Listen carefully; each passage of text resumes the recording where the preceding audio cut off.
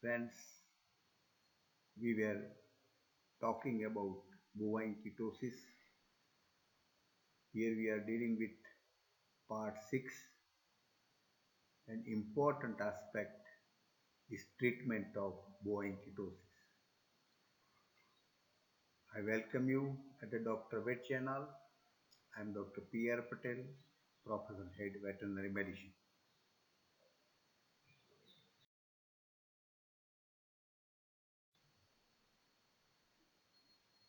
Friends, we see here the treatment of ketosis. The two aim of the treatments are, the first thing is that we know that there is hypoglycemia. So clinician has to re-establish normoglycemia, bring the glucose level to normal. That is one aim. The second aim is to reduce the concentration of serum ketone body, because serum ketone body and hypoglycemia are the responsible for all symptoms.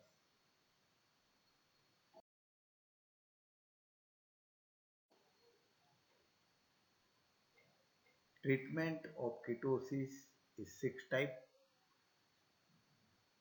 One is the replacement therapy. Here we have to replace or place the glucose. Second is hormone therapy. It is treated by the hormone. Anabolic steroid therapy is also hormonal therapy. Insulin therapy is also a type of hormonal therapy. There is simultaneous therapy or combination therapy, means there is combination of insulin and glucose corticoids. And there is miscellaneous therapy. What are the merits and demerits, when to use and when to not to use, that we will discuss in subsequent presentation.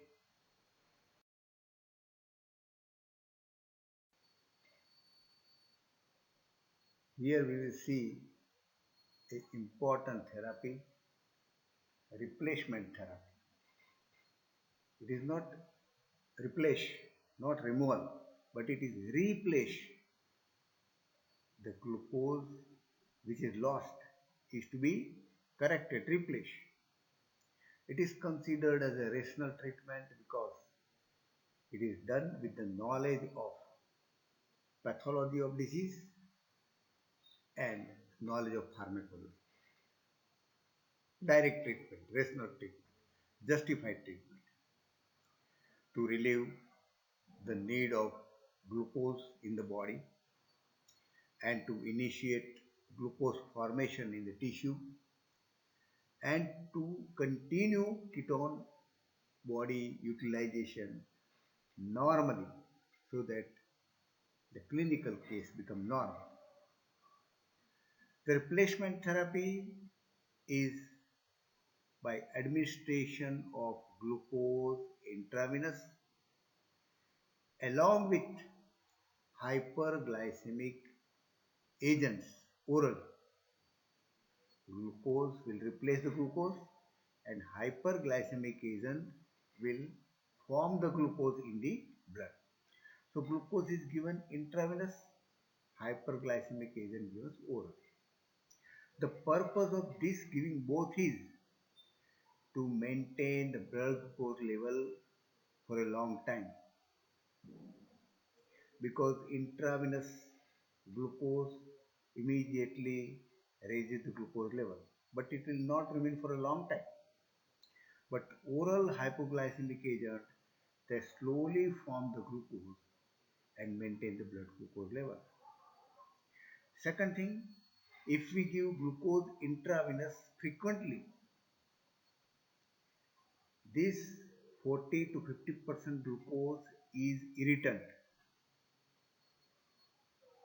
So it may cause a severe tissue swelling and irritation, which is not advisable. So to avoid this frequent IV injection of glucose and its consequences, We are giving intravenous glucose along with hyperglycemic agents.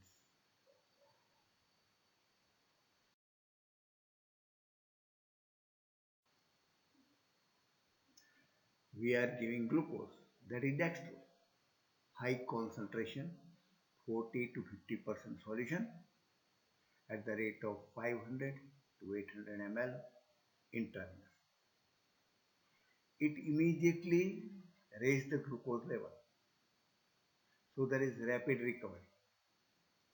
But this glucose is immediately utilized by the tissue, so there is transient effect and relapses are very common. To avoid that and to maintain the glucose level for a long time, along with dextrose, the oral hyperglycemic agents are also advised. These oral hyperglycemic agents, they have a glucogenic effect, glucose formation occurs, and it sustains the glucose level for a long time. Some of the hyperglycemic agents that are given orally are glycerol or glycerin, propylene glycol, sodium propionate, lactates, calcium lactate or sodium lactate, and sodium acetates. These are given orally because they are slowly absorbed and there is glucose formation. So maintain the glucose level for a long time.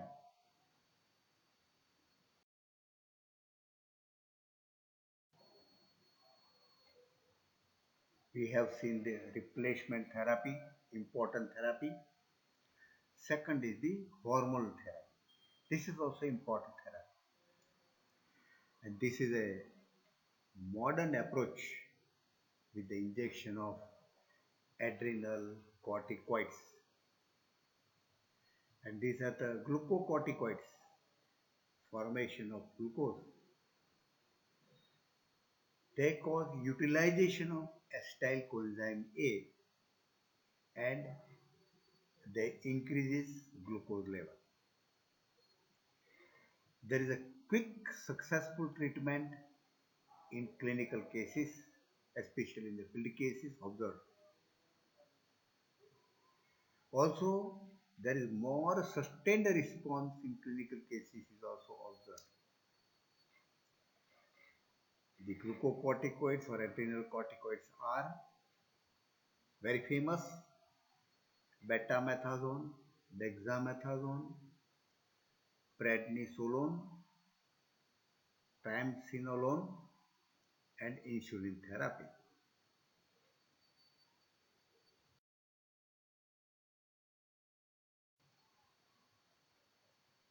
The third is a part of hormonal therapy, anabolic steroid therapy.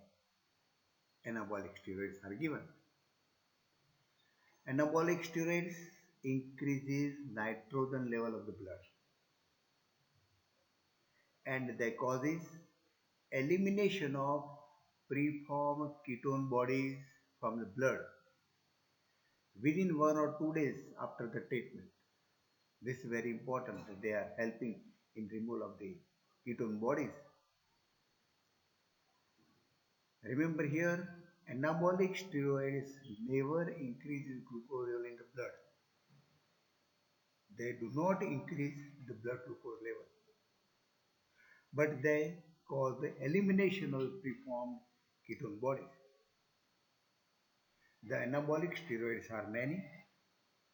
Some of them are durabolin and triambolone.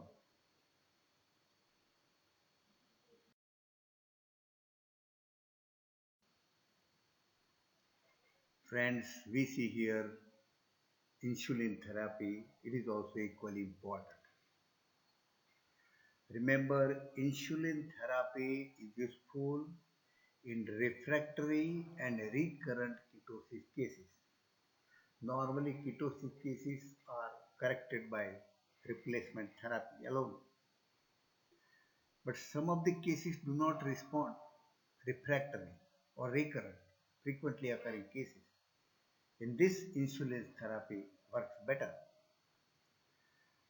The insulin facilitates the transport of glucose into the cells, and cells are vitalized.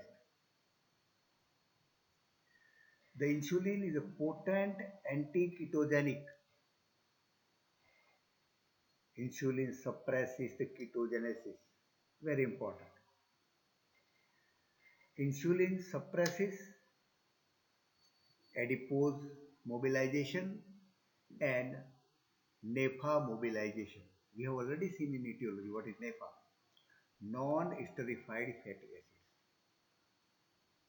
And generally, for the treatment purpose, long-acting insulin preparations are commonly and mostly used, especially protamine zinc.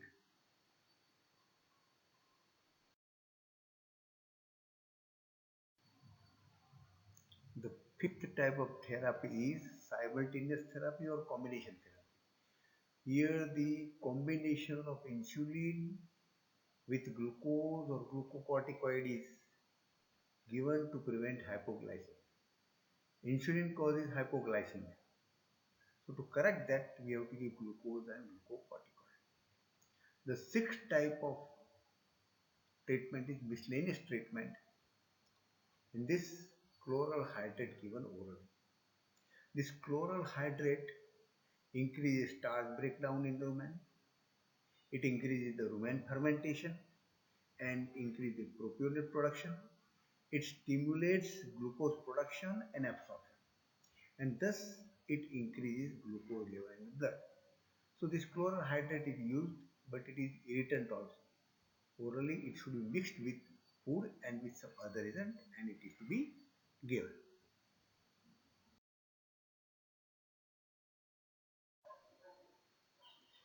We continue here the miscellaneous treatment. We have already seen chloral hydrate. Sometimes vitamin B12 and cobalt is also given because these are the cofactors and helper in propionate metabolism. Propionate is a glucogenic. Sometimes cysteamine is given. It is a biological precursor of coenzyme A that help into the metabolism. Sometimes the lipotropic substances also works. These substances are methionine, choline and others also. So for the treatment purpose, clinician decides what to give and when to give. It depends upon the clinician's decision and case. At what level, recurrent, not recurrent, serious, not serious. So clinicians decides the type of treatment.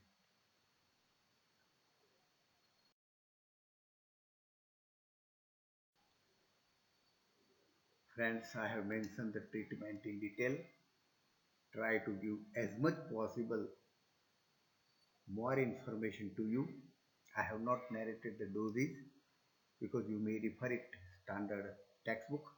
Please share this information to veterinarians. It is very much useful to the veterinarians.